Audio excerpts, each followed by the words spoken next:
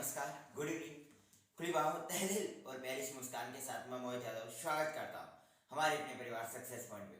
Hopefully आप बहुत अच्छे होंगे। आज अपन स्टार्ट करने जा रहे हैं अपनी बीएससी फाइनल ईयर की फिजिक्स का paper third solid state physics को।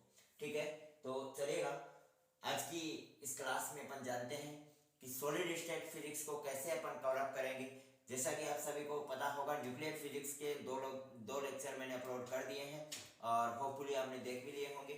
सॉलिड स्टेट फिजिक्स आज अपन स्टार्ट करने वाले हैं और कोर्स बिल्कुल टाइम पे होगा इसकी, और बेफिक्र रहे। सॉलिड स्टेट फिजिक्स में आज अपन यूनिट सेकंड स्टार्ट करने जा रहे हैं, जिसका चैप्टर 3 और 4 इसके अंतर्गत आते हैं और पेपर ये अपना थर्ड है और बाकी तो ठीक है ही, चलेगा। आज अपन यूनिट सेकंड के ऊपर बातें करें, क्या चीजें हो सकती हैं, क्या क्या चीजें इसमें आएंगी और यूनिट सेकंड क्या चीज है। ठीक है, तो चलेगा, बिना किसी देरी के और क्लास को स्टार्ट कर लेते हैं। यूनिट सेकंड अपनी चलेगी, यूनिट सेकंड अपनी चलेगी। अब देखो, इसमें आज अपन पढ़ेंगे बॉन्ड। यूनिट सेकंड में आज अपन पढ़ने वाले हैं बॉन्ड, बंद,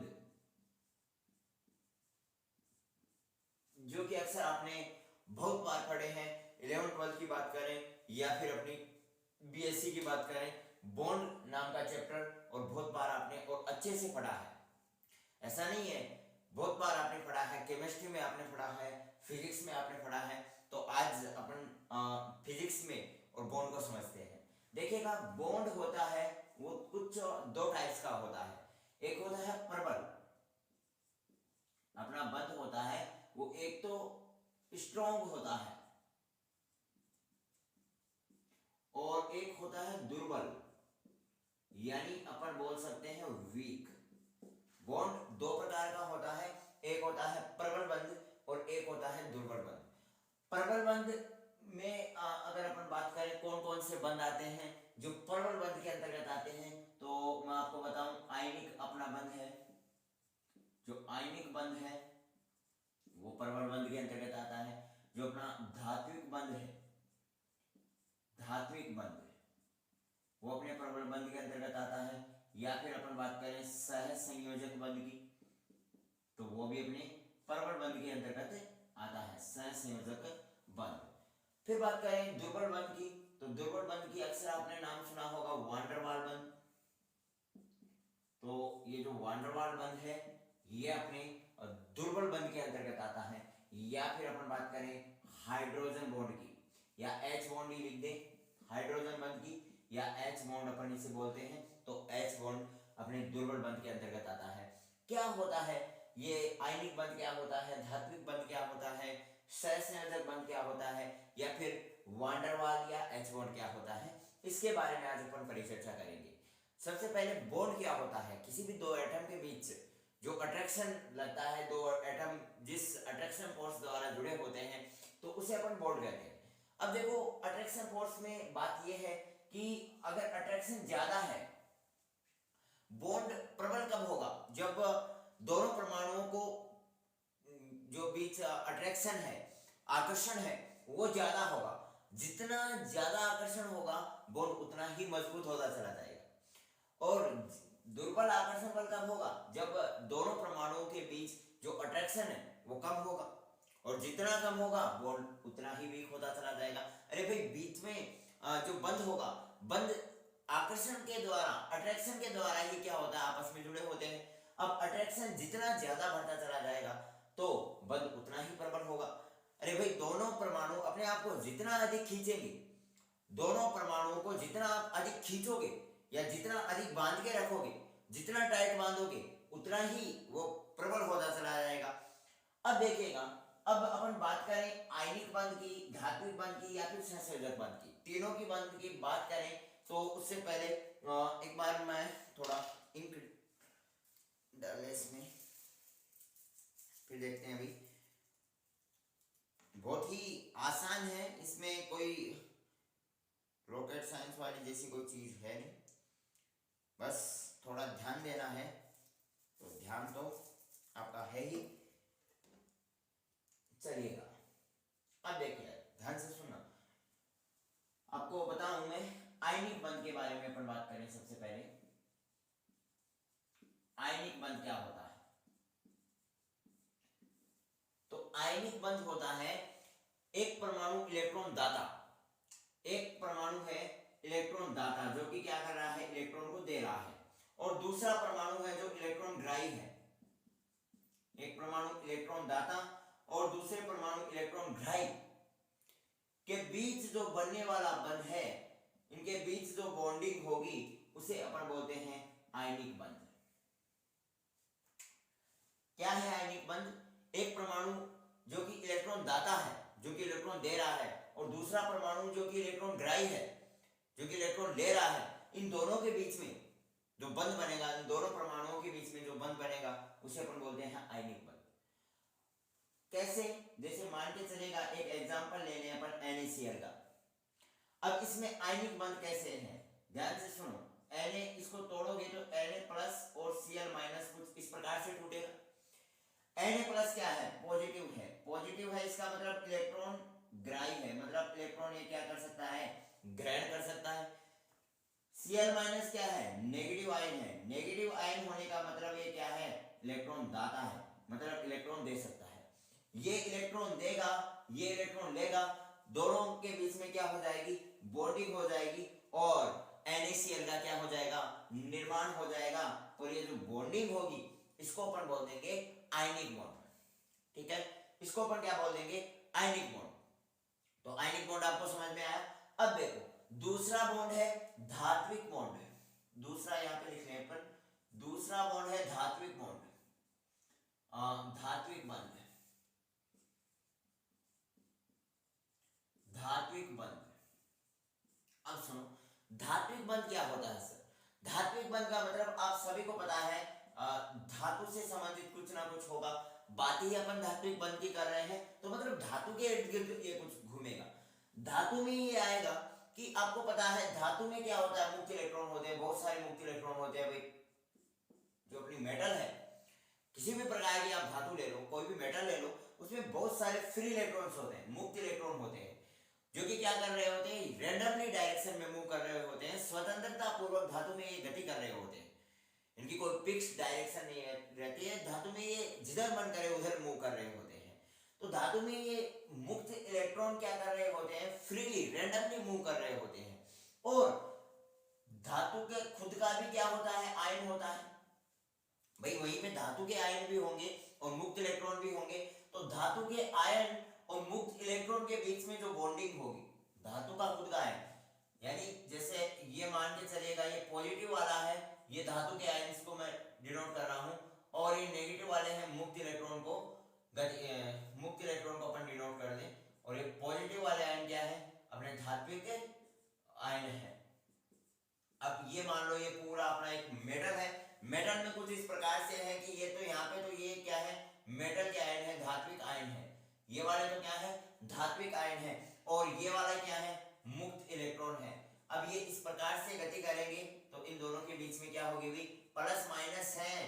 तो भाई विपरीत जो टर्मिनल है या विपरीत आवेश होंगे तो एक दूसरे को क्या करेंगे, अट्रैक्टिव करेंगे, और इनके बीच में क्या होगा, बॉन्ड बनेगा, और उस बॉन्ड को अपन बोल देंगे धात्विक बंध।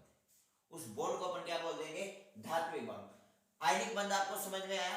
आयनिक बंध कब बनता है, कोई इलेक्ट्रॉन, एक परमाणु जो कि इलेक्ट्रॉन ग्राही है और दूसरा परमाणु जो कि इलेक्ट्रॉन दाता है, तो ये दोनों क्या करेंगे, आपस में एक बंध का निर्माण करेंगे, दोनों मिलकर के आपस में एक बंध का निर्माण करेंगे, और उसे अपन क्या बोल देंगे, आयनिक बंध बोल देंगे। दूसरी बात, धात्विक बंध में क्या होता है कि आप सभी को पता है धातु है, तो धातु में धातु के आयन तो होंगे ही, तभी तो वो धात्विक बंध है। भाई धात्विक बंध में धातु है, धातु को ले रहे हैं तो धातु के आयन तो होंगे। धातु के आयन के साथ साथ आप सभी को पता है प्रत्येक मेटल में और फ्री इलेक्ट्रॉन्स होते हैं। फ्री इलेक्ट्रॉन्स होते हैं जो कि रैंडमली मूव कर रहे होते हैं, जिनकी कोई फिक्स डायरेक्शन नहीं रहती है, स्वतंत्रता रूप से वो गति कर रहे होते हैं, स्वतंत्रता रूप से वो गति कर रहे होते हैं। तो उन इलेक्ट्रॉन्स, मुक्त इलेक्ट्रॉन्स और धातु आयन, क्योंकि धातु आयन क्या है, पॉजिटिव है, मुक्त इलेक्ट्रॉन्स, इलेक्ट्रॉन्स क्या होंगे, नेगेटिव होंगे, तो धातु आयन उन इलेक्ट्रॉन के साथ क्या करेगा, बॉन्डिंग करेगा, और उस बॉन्डिंग को अपन क्या बोल देंगे, धात्विक बंध बोल देंगे। फिर अपन बात करें सह संयोजक बंध की, सह संयोजक बंध की, जो कि 9th क्लास में आपने बहुत ही बेहतरीन तरीके से साइंस में पढ़ रखा है।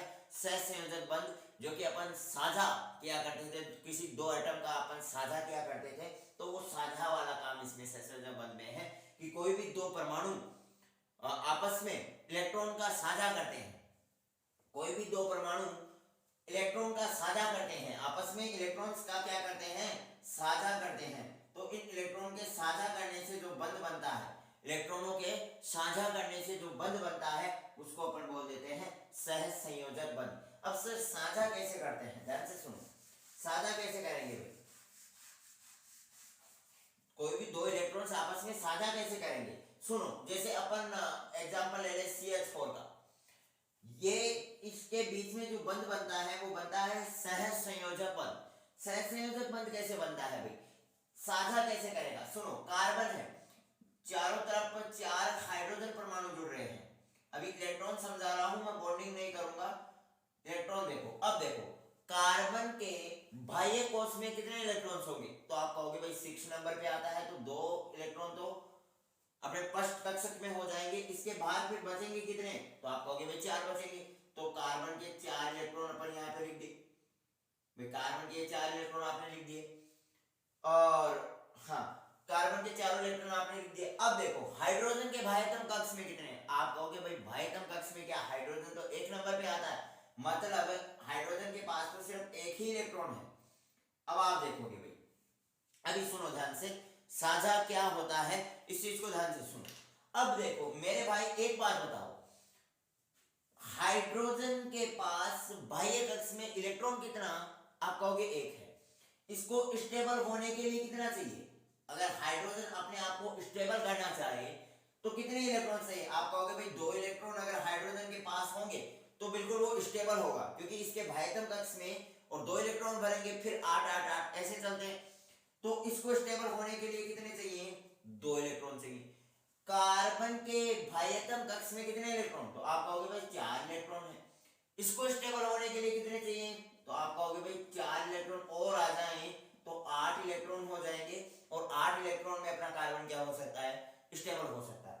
अब देखो, अब ऐसे तो कूद के तो कहीं से आएंगे नहीं कि कोई छप्पर फाड़ के भी भगवान देगा इसको, कोई नहीं देगा, इसको खुद को स्ट्रगल करना पड़ेगा, इसको खुद को कुछ ना कुछ जुगाड़ लगाना पड़ेगा, तब जाकर के आएंगे। अब ये जुगाड़ क्या लगाएगा, इन चारों हाइड्रोजन बंध से बोलेगा कि भाई आप भी, आपका भी मैं मेरे चारों इलेक्ट्रॉनों से आपको एक एक इलेक्ट्रॉन मैं दूंगा, और आपका भी स्टेबिलिटी पूरी हो जाएगी, और आप भी मेरे को एक इलेक्ट्रॉन के साथ क्या करने दो, साझा करने दो। तो देखो ये चारों इलेक्ट्रॉन, ध्यान से सुनो, चारों हाइड्रोजन के चारों इलेक्ट्रॉनों के साथ क्या कर लेगा, साझा कर लेगा। साझा करने का मतलब देखो हाइड्रोजन के पास कितने, तो आप कहोगे 2 है, इस हाइड्रोजन के पास कितने, तो आप कहोगे 2 है, इसके पास 2, इसके पास 2, मतलब चारों हाइड्रोजन स्टेबल हो चुके। अब देखो कार्बन के पास कितने, तो कार्बन के पास 4 तो खुद के थे, और चारों के साथ इसने साझा कर लिया, मतलब 8 हो गए, तो मतलब अपना कार्बन भी क्या हो गया, स्टेबल हो गया। अब अपने ये तो केमिस्ट्री का जुगाड़ था, ये बस मैं समझाने के लिए बोल रहा था। अब सुनो ध्यान से, अब ये जो बॉन्डिंग बनी, ये इन दोनों के साझा करने से, दोनों परमाणुओं के साझा करने से ये वाली जो बॉन्डिंग बनी, इस बॉन्ड को अपन बोल देते हैं सह संयोजक बंध। इस बॉन्ड को क्या बोल देते हैं, सह संयोजक बंध। तो होपफुली आपको ये चीज समझ में आई होगी, चलेगा।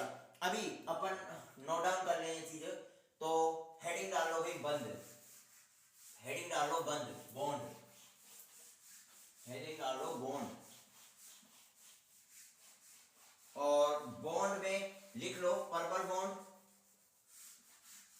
बॉन्ड में इस प्रकार से 2 एरो लगा के, और लिख लो एक और, तो लिख लो पर्पल बॉन्ड, पर्पल बंध, strong bond and weak bond, दुर्बल बंध, strong bond and weak bond, purple बंध और दुर्बल बंध, यहाँ पे लिख लो दुर्बल बंध, ठीक है।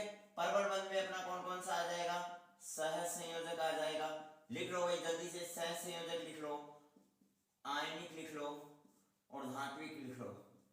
धात्विक बंध आ जाएगा, सहसंयोजक बंध आ जाएगा, आयनिक बंध आ जाएगा, जो कि अपने प्रबल बंध के अंतर्गत आएगा। दुर्बल बंध में कौन कौन सा आएगा मेरे भाई? तो आप कहोगे एक तो वैन डर वाल वाला आ जाएगा और दूसरे वाला H बॉन्डिंग अपना आ जाएगा। ठीक है, अब हेडिंग डाल लो फर्स्ट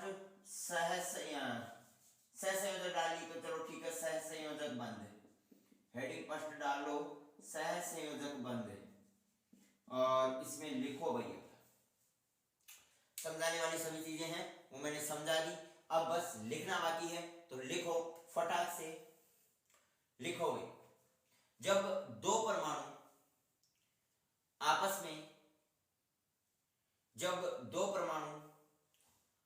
में इलेक्ट्रॉनों का साझा करते हैं, जब दो परमाणु आपस में इलेक्ट्रॉनों का साझा करते हैं तो उससे बनने वाला बंध, जब दो परमाणु आपस में इलेक्ट्रॉनों का साझा करते हैं तो उससे बनने वाला बंध सहसंयोजक बंध कहलाता है। तो उससे बनने वाला बंध सहसंयोजक बंध कहलाता है। और एग्जांपल लिख लो CH4 और चारों तरफ H लगा लो और भाई दो दो इलेक्ट्रॉन्स दर्शा दो इसमें।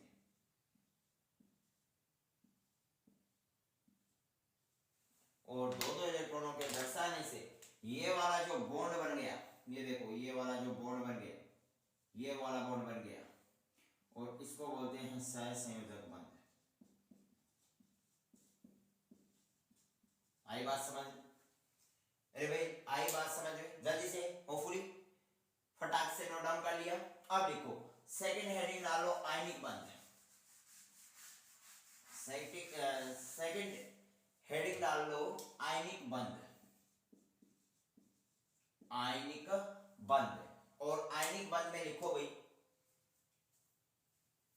आयनिक बंध में लिखो जब एक परमाणु इलेक्ट्रॉन दाता तथा दूसरा परमाणु इलेक्ट्रॉन ग्राही हो, जब एक परमाणु इलेक्ट्रॉन दाता तथा दूसरा परमाणु इलेक्ट्रॉन ग्राही हो तो इन दोनों परमाणुओं के बीच बनने वाले बंध को आयनिक बंध कहते हैं। तो इन दोनों परमाणुओं के बीच बनने वाले बंध को आयनिक बंध कहते हैं। एग्जाम्पल लिख लो NaCl, और NaCl में आपको मैंने बताया Na+Cl-, ये क्या है? पॉजिटिव है, ये नेगेटिव है। नेगेटिव होगा तो इलेक्ट्रॉन क्या करेगा? देगा, और पॉजिटिव होगा तो इलेक्ट्रॉन क्या करेगा? ग्रहण करेगा। ठीक है, एग्जाम्पल लिख लो, एग्जाम्पल लिख लो,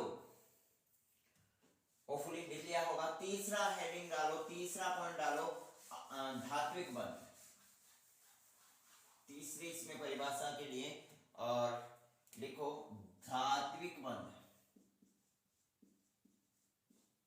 धात्विक बंध, और धात्विक बंध में लिखो जल्दी से फटाक से, समझ आ दिया। अब लिखने की बारी है, तो धात्विक बंध में लिखो भाई, हम जानते हैं कि धातुओं में मुक्त इलेक्ट्रॉन उपस्थित होते हैं। धातुओं में मुक्त इलेक्ट्रॉन उपस्थित होते हैं।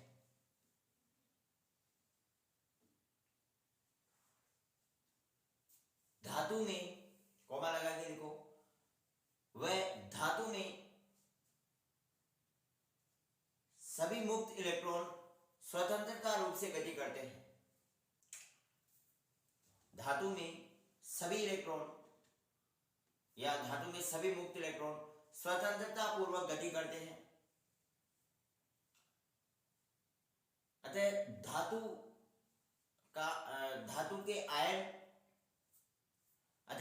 का आयन मुक्त इलेक्ट्रॉन के बीच जो बंध बनाता है, अतः धातु का आयन मुक्त इलेक्ट्रॉन के बीच बंध बनाता है, अतः धातु का आयन मुक्त इलेक्ट्रॉन के बीच बंध बनाता है, उसे धात्विक बंध कहते हैं।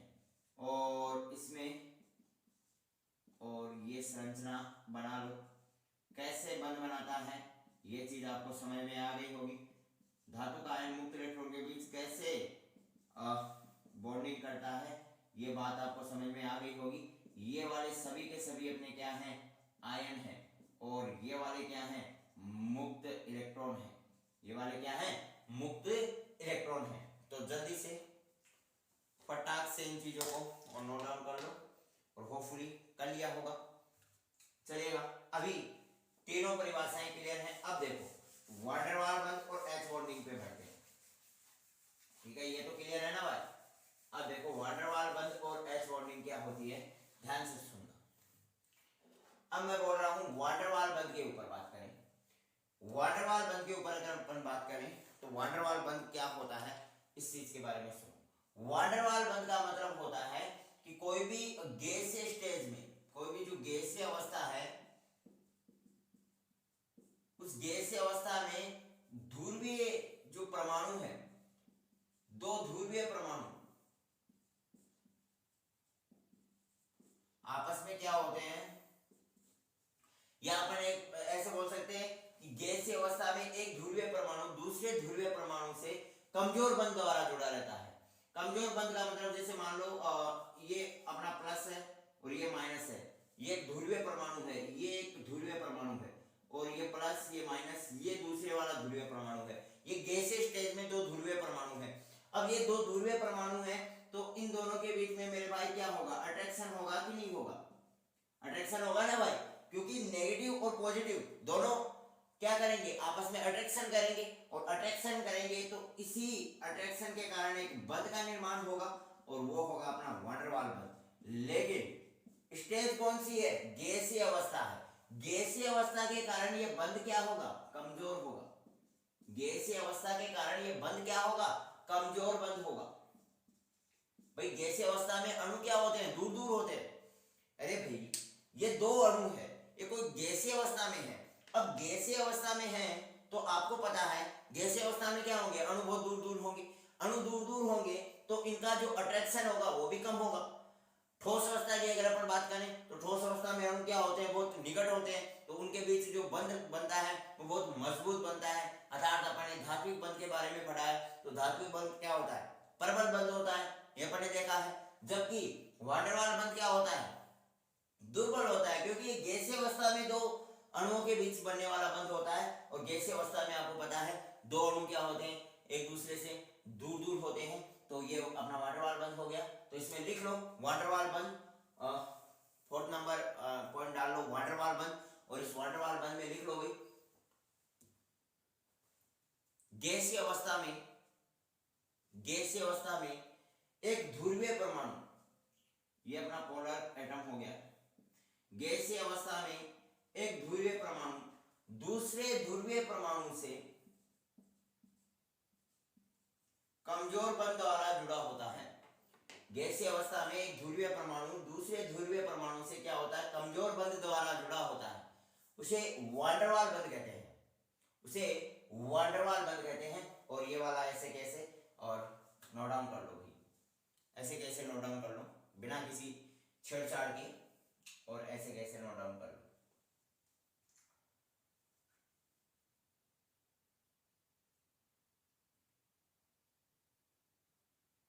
तो होपफुली नोट डाउन कर लिया होगा। अभी अपन देखते हैं हाइड्रोजन बॉन्डिंग के ऊपर। हाइड्रोजन बॉन्डिंग जो कि अक्सर आपने बहुत बार पढ़ा है। हाइड्रोजन बॉन्डिंग क्या होता है कि हाइड्रोजन बंध है वो अपने से अधिक विद्युत ऋणता वाले परमाणुओं के साथ क्या बनाता है, बंध बनाता है, उसे हाइड्रोजन बॉन्डिंग कहते हैं। अर्थात अपना जो हाइड्रोजन है वो अपने से उच्च विद्युत ऋणी, जैसे अपने से उच्च विद्युत ऋणी का मतलब हो गया जैसे फ्लोरीन हो गया, ऑक्सीजन हो गया, नाइट्रोजन हो गया, आयोडीन हो गया, अपने से उच्च विद्युत ऋणी परमाणुओं के साथ जो बॉन्डिंग करता है इस बॉन्डिंग को बोलते हैं एच बॉन्ड। ठीक है, तो लिख लो हाइड्रोजन परमाणु, हाइड्रोजन परमाणु उच्च विद्युत ऋणता वाले परमाणुओं के साथ, हाइड्रोजन परमाणु उच्च विद्युत ऋणता वाले परमाणुओं के साथ जो बंध बनाता है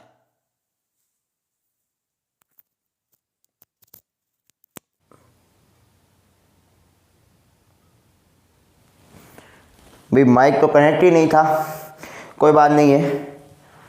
अभी आपको वॉइस क्लियर आ पा रही होगी, अभी ध्यान ही नहीं दिया, माइक तो कनेक्ट ही नहीं था। हाइड्रोजन परमाणु अपने से उच्च विद्युत ऋणता वाले परमाणुओं के साथ जो बंध बनाता है उसे क्या बोलते हैं? हाइड्रोजन बॉन्ड बोलते हैं, हाइड्रोजन बंध बोलते हैं। ठीक है, वॉइस क्लियर आ पा रही है? भाई माइक तो कनेक्ट नहीं था, देखा नहीं। अभी मेरे ख्याल से अभी वॉइस में कोई गड़बड़ी नहीं होगी, वॉइस अब क्लियर आ पा रही होगी। कुछ माइक ही कनेक्ट नहीं किया, इश्यू भी तो क्या ही था। अब सुनो ध्यान से, ये तो हो गई अपनी जनरल डेफिनेशन। अब अगला टॉपिक अपन ले ठोसों में ऊर्जा बैंड का निर्माण। ठोसों में अगला टॉपिक अपना क्या है, अगला पॉइंट अपना क्या है? ठोसों में ऊर्जा बैंड का निर्माण। ठीक है, तो वो देखते हैं। ठोसों में ऊर्जा बैंड का निर्माण, हेडिंग डाल लो।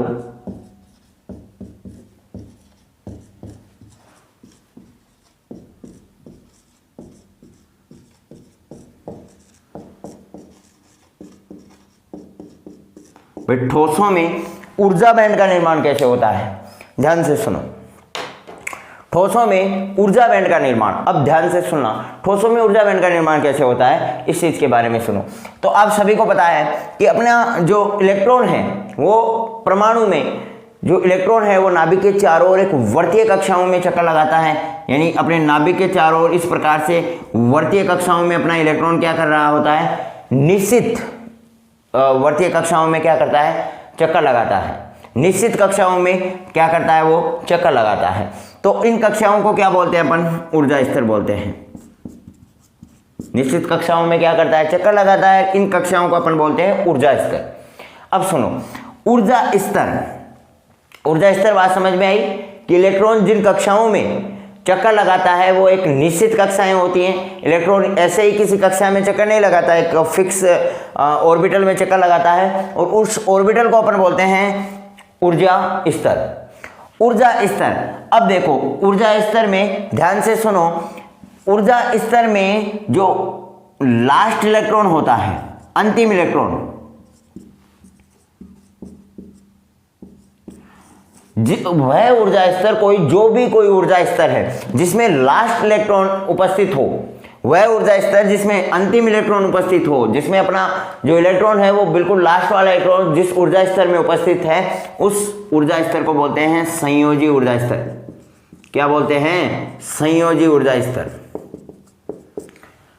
जिस ऊर्जा स्तर में अपना अंतिम इलेक्ट्रॉन उपस्थित होता है उसको बोलते हैं संयोजी ऊर्जा स्तर। ऊर्जा स्तर समझ में आया? संयोजी ऊर्जा स्तर किसको बोलते हैं? जिसमें लास्ट इलेक्ट्रॉन उपस्थित होता है। जो भी ऊर्जा स्तर है, जैसे मान के चलो कार्बन है, तो कार्बन के फर्स्ट वाले कक्षक में तो 2 इलेक्ट्रॉन होंगे, और इसके लास्ट वाले कक्षक में क्या है? 6 इलेक्ट्रॉन होंगे। इसके अलावा अब इलेक्ट्रॉन नहीं आएंगे, तो ये इसका क्या हो गया? संयोजी ऊर्जा स्तर हो गया, लास्ट वाला हो गया। अब वह संयोजी ऊर्जा स्तर, अब देखो ये तो संयोजी ऊर्जा स्तर जिसको अपन क्या बोलते हैं? संयोजी ऊर्जा स्तर। अब देखो संयोजी ऊर्जा स्तर के बाद अपन एक संयोजी ऊर्जा स्तर होता है, एक होता है चालन ऊर्जा स्तर। अब देखो संयोजी ऊर्जा स्तर समझ में आया, चालन ऊर्जा स्तर क्या होता है? अपने ऊर्जा स्तर 2 प्रकार के होते हैं, एक होता है संयोजी ऊर्जा स्तर और दूसरे वाला होता है चालन ऊर्जा स्तर। संयोजी ऊर्जा स्तर आपको समझ में आ गया। चालन ऊर्जा स्तर किसको बोलते हैं? कि संयोजी जो अपना ऊर्जा स्तर है, संयोजी ऊर्जा स्तर का से अधिक ऊर्जा वाला, संयोजी ऊर्जा से अधिक ऊर्जा वाला ऊर्जा स्तर जिसमें इलेक्ट्रॉन उपस्थित न हो। संयोजी ऊर्जा स्तर से अधिक ऊर्जा वाला जो स्तर है, अधिक ऊर्जा का जो स्तर है जिसमें इलेक्ट्रॉन उपस्थित ना हो, उसे अपन क्या बोलते हैं? चालन ऊर्जा स्तर। मतलब संयोजी ऊर्जा से ऊर्जा में क्या है? ज्यादा है। संयोजी ऊर्जा से इसकी ऊर्जा क्या होगी? ज्यादा होगी, लेकिन इसमें इलेक्ट्रॉन नहीं होंगे, और इलेक्ट्रॉन नहीं होंगे उसे तो कह देंगे चालन ऊर्जा स्तर, और जिसमें अंतिम इलेक्ट्रॉन जिस ऊर्जा स्तर में होगा उस ऊर्जा स्तर को बोल देंगे संयोजी ऊर्जा स्तर। अंतिम इलेक्ट्रॉन जिस ऊर्जा स्तर में उपस्थित होगा उसे तो अपन बोल देंगे संयोजी ऊर्जा स्तर, और जिसमें इलेक्ट्रॉन उपस्थित नहीं होंगे लेकिन संयोजी ऊर्जा स्तर से क्या होगी, ऊर्जा का स्तर ज्यादा होगा, संयोजी ऊर्जा स्तर से इसकी ऊर्जा क्या होगी, अधिक होगी, उसे अपन बोल देंगे चालन ऊर्जा स्तर।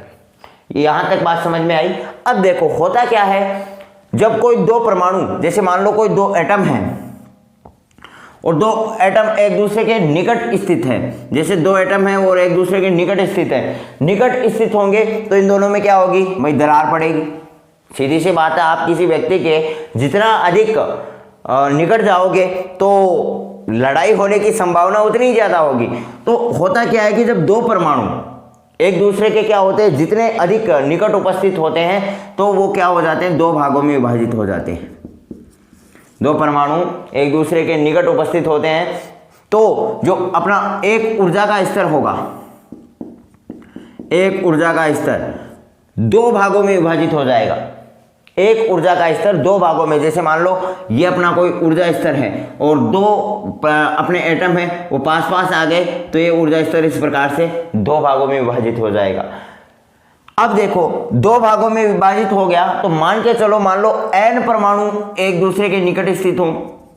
भाई पहले तो दो ही परमाणु एक दूसरे के निकट स्थित थे तो ऊर्जा स्तर दो भागों में विभाजित हो गया।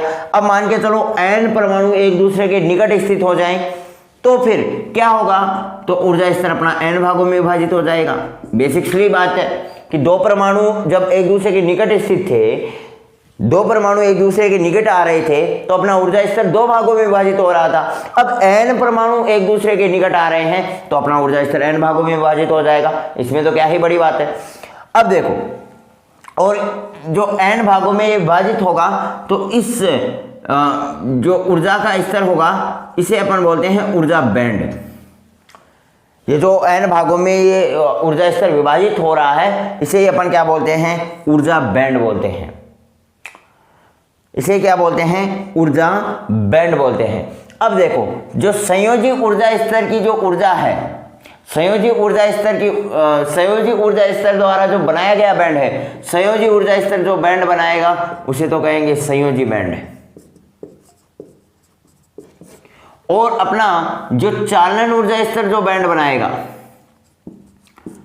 चालन ऊर्जा स्तर जो बैंड बनाएगा उसे अपन कहेंगे चालन बैंड। नाम से ही पता चल रहा है, चालन ऊर्जा स्तर जो बैंड बनाएगा उसे तो अपन कह देंगे चालन ऊर्जा बैंड या चालन बैंड। और संयोजी ऊर्जा स्तर जो बैंड बनाएगा उसे अपन कह देंगे संयोजी बैंड। संयोजी बैंड को अपन वी बैंड भी बोलते हैं और चालन बैंड को अपन सी बैंड भी बोलते हैं, ठीक है।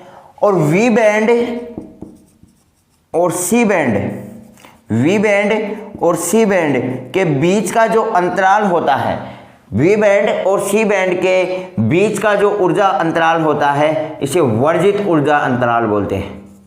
क्या बोलते हैं, वर्जित ऊर्जा अंतराल। वी बैंड और सी बैंड के बीच का जो अंतराल है उसे वर्जित ऊर्जा अंतराल बोलते हैं और इसे डेल ईजी से अपन क्या करते हैं, परिभाषित करते हैं, डेल ईजी से दर्शाते हैं। और इसे इन दोनों के बीच को जो भागों में, इन दोनों जो ऊर्जा स्तर इन वी बैंड और सी बैंड को आपस में क्या करता है, दो भागों में डिवाइड करता है, उसको बोलते हैं फर्मी ऊर्जा स्तर, फर्मी ऊर्जा स्तर। ओके, होपफुली ये बात आपकी ठोसों में बैंड ऊर्जा का निर्माण कैसे होता है ये बात आपको समझ में आई होगी। दोबारा से एक बार रिवाइज कर रहा हूँ, ध्यान से सुनना। ठोसों में बैंड ऊर्जा का निर्माण, पहली बात तो ऊर्जा स्तर की बात आएगी। ऊर्जा स्तर किसे कहते हैं कि किसी भी परमाणु में जो अंतिम इलेक्ट्रॉन, जो ऊर्जा स्तर किसे बोलते हैं, आप ऊर्जा स्तर किसे बोलोगे कि वह कोई भी अपनी जो परमाणु में इलेक्ट्रॉन क्या करता है, एक निश्चित वर्ताकार कक्षाओं में चक्कर लगाता है, तो उसे अपन क्या बोलते हैं, ऊर्जा स्तर बोलते हैं। फिर बात आती है संयोजी ऊर्जा स्तर कौन सा होगा, कि वह ऊर्जा स्तर जिसमें अंतिम इलेक्ट्रॉन उपस्थित हो। कोई भी ऊर्जा स्तर है जिसमें अंतिम इलेक्ट्रॉन उपस्थित होगा, जिस ऊर्जा स्तर में अंतिम इलेक्ट्रॉन उपस्थित होगा उसे अपन बोलेंगे संयोजी ऊर्जा स्तर। फिर बात आता है कि भाई एक चालन ऊर्जा स्तर होता है, तो चालन ऊर्जा स्तर किसे बोलेंगे, तो जो संयोजी ऊर्जा स्तर से अधिक ऊर्जा का स्तर, संयोजी ऊर्जा स्तर से अधिक ऊर्जा का स्तर जिसमें इलेक्ट्रॉन उपस्थित ना हो। यानी संयोजी ऊर्जा स्तर से ऊर्जा तो क्या होगी, ज्यादा होगी, लेकिन इलेक्ट्रॉन क्या उपस्थित नहीं होंगे इसमें चालन ऊर्जा स्तर में। कभी भी इस बात का ध्यान रखना, चालन ऊर्जा स्तर में इलेक्ट्रॉन उपस्थित नहीं होते हैं। वैलेंस बॉन्ड में हमेशा जो इलेक्ट्रॉन होंगे वो उपस्थित होंगे, कभी भी कोवेलेंट बॉन्ड में और इलेक्ट्रॉन उपस्थित नहीं होते हैं।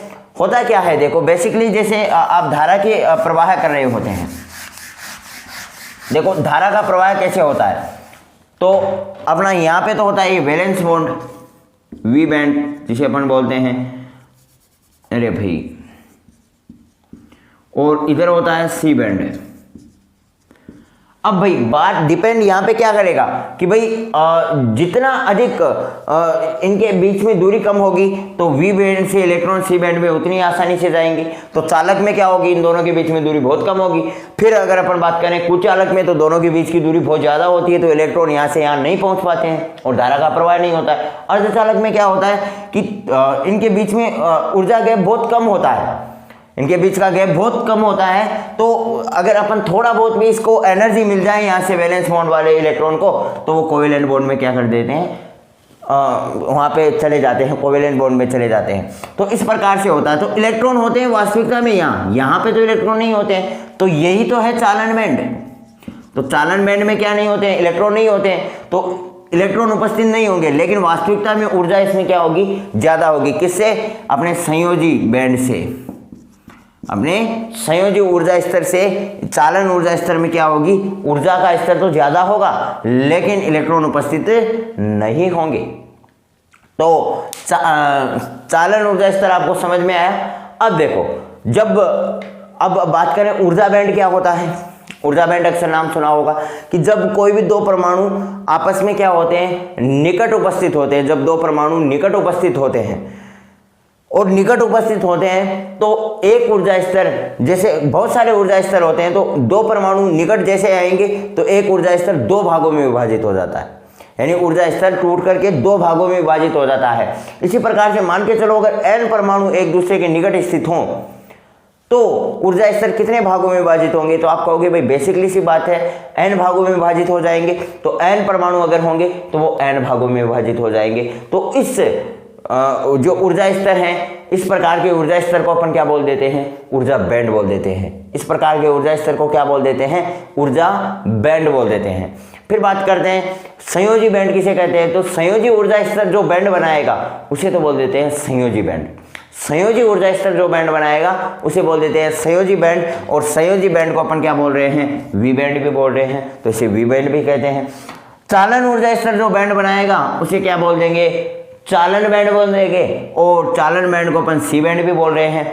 अब सी बैंड और वी बैंड के मध्य जो ऊर्जा अंतराल होता है, जो ये ऊर्जा का अंतराल होता है, इसे अपन बोलते हैं वर्जित ऊर्जा अंतराल। इसे अपन क्या बोलते हैं, वर्जित ऊर्जा अंतराल बोलते हैं। और इसे डेल ईजी से क्या करते हैं, परिभाषित करते हैं। ये ठोसों में ऊर्जा बैंड का क्या हो गया, निर्माण हो गया। अब फटाक से जल्दी से इस चीज को नोट डाउन कर लो भी। ठोसों में ऊर्जा बैंड का निर्माण, हेडिंग डाल लो।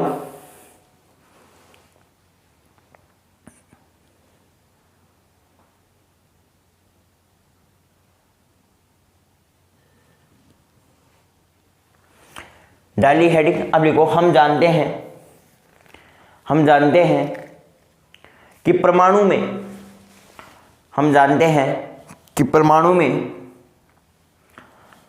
इलेक्ट्रॉन नाभिक के चारों ओर, हम जानते हैं कि परमाणु में इलेक्ट्रॉन नाभिक के चारों ओर एक निश्चित वर्ताकार कक्षाओं में, नाभिक के चारों ओर एक निश्चित वर्ताकार कक्षाओं में चक्कर लगाता है।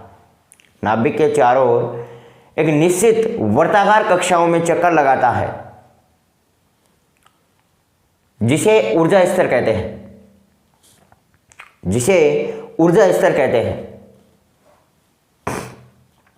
ठीक है, लिखो फिर आगे, जिसे ऊर्जा स्तर कहते हैं, लिख लिया।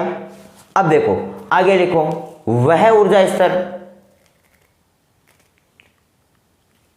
वह ऊर्जा स्तर जिसमें अंतिम इलेक्ट्रॉन उपस्थित होता है, वह ऊर्जा स्तर जिसमें अंतिम इलेक्ट्रॉन उपस्थित होता है संयोजी ऊर्जा स्तर कहलाता है। क्या संयोजी ऊर्जा स्तर कहते हैं? वह ऊर्जा स्तर जिसमें अंतिम इलेक्ट्रॉन उपस्थित होता है संयोजी ऊर्जा स्तर कहलाता है। ठीक है, नीचे लिखो, लाइन चेंज करके लिखो,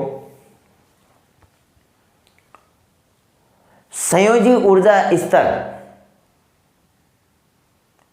संयोजी ऊर्जा स्तर से अधिक ऊर्जा का स्तर, संयोजी ऊर्जा स्तर से अधिक ऊर्जा का स्तर जिसमें इलेक्ट्रॉन उपस्थित न हो या जिसमें इलेक्ट्रॉन अनुपस्थित हो। संयोजी ऊर्जा स्तर से अधिक ऊर्जा का स्तर जिसमें इलेक्ट्रॉन अनुपस्थित हो चालन ऊर्जा स्तर कहलाता है। जिसमें इलेक्ट्रॉन अनुपस्थित हो, जिसमें इलेक्ट्रॉन अनुपस्थित हो चालन ऊर्जा स्तर कहलाता है। जिसमें इलेक्ट्रॉन अनुपस्थित हो चालन ऊर्जा स्तर कहलाता है। ठीक है, लिख लिया यहां तक। नीचे लाइन चेंज करो और लिखो, जब दो परमाणु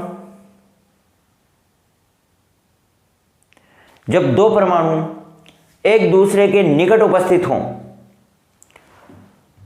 जब दो परमाणु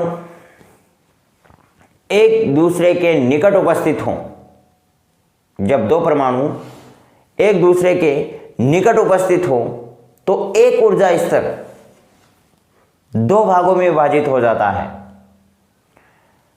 तो एक ऊर्जा स्तर दो भागों में विभाजित हो जाता है।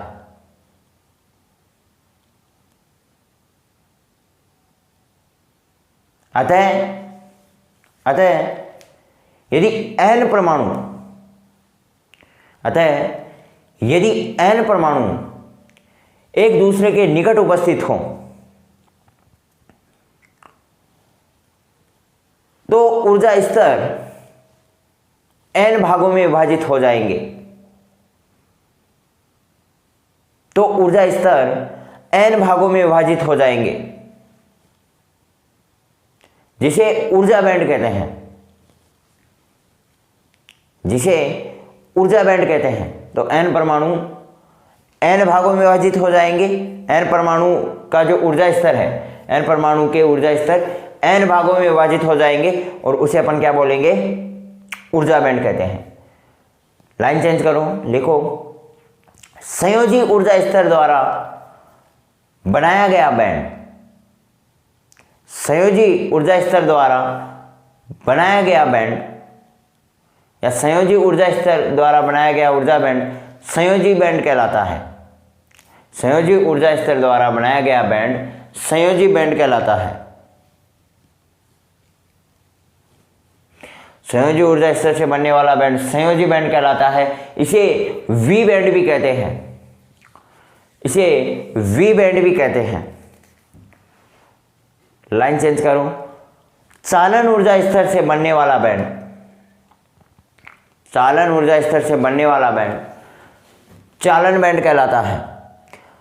चालन ऊर्जा स्तर से बनने वाला बैंड चालन बैंड कहलाता है। इसे सी बैंड भी कहते हैं, इसे सी बैंड भी कहते हैं। लाइन चेंज करो, सी बैंड तथा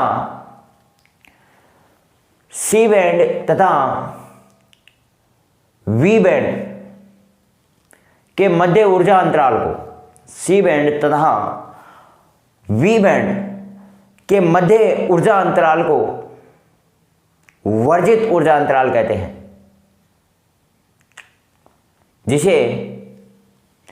जिसे डेल ईजी से निरूपित करते हैं, जिसे डेल ईजी से निरूपित करते हैं, डेल ईजी से दर्शाते हैं, जिसे डेल ईजी से दर्शाते हैं। और ये बना लो भाई, ये अपना सी बैंड हो गया, ये अपना वी बैंड हो गया।